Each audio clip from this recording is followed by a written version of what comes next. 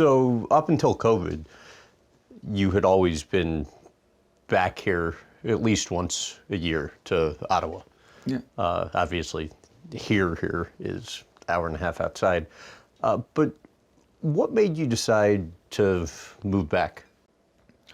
Yeah, it was like a combination of things all happened at once. You know, my tour was stopped during COVID, and I'd been kind of thinking of moving back to Canada for a few years, probably. Why?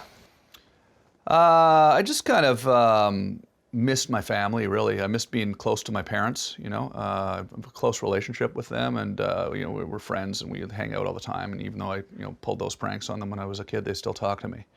So I missed them. Touring, doing stand-up now has become sort of almost something I've been doing full time now for almost, almost 20 years now.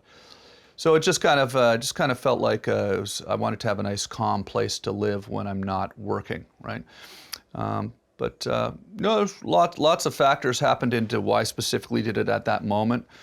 Also, at the beginning of the,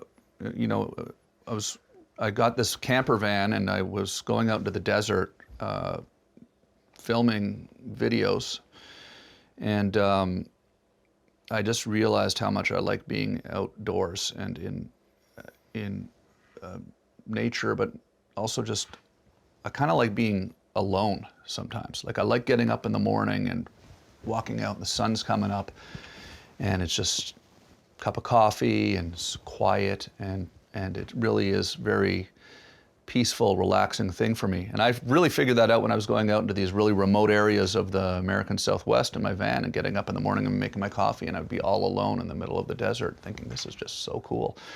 And I didn't grow up on a farm, right? I grew up in the city of Ottawa and the suburbs, and skateboarding and always around, people. And it's not like I grew up with a mule and a donkey and chickens, and this is all kind of new and exciting for me. I've been here a couple of years now, but 3 years now, actually.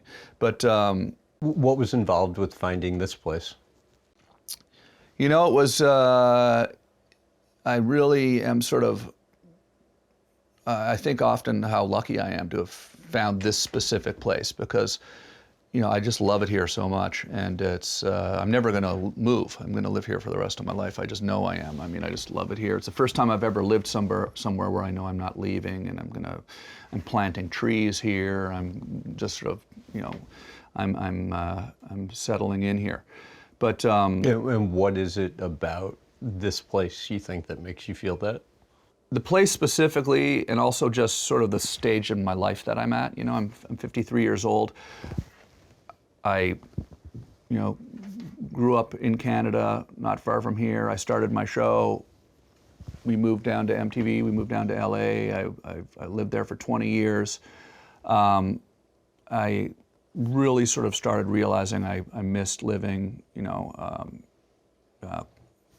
not in LA, really, and home where I'm from. There's so many things about being back in Canada that sort of remind me of where my personality came from, where my comedy came from, who I am as a person, and so I was starting to miss that. I was starting to miss the feeling of, like when I started my rap group when I was a kid, or when I started doing stand-up comedy as a kid, it was really weird to be doing something like that.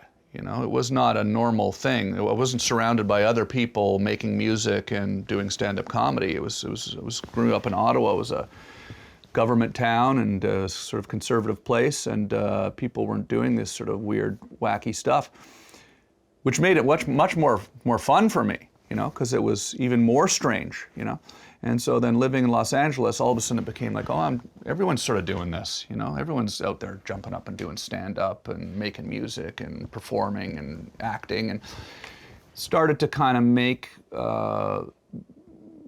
the art of it all sort of seems somewhat formulaic.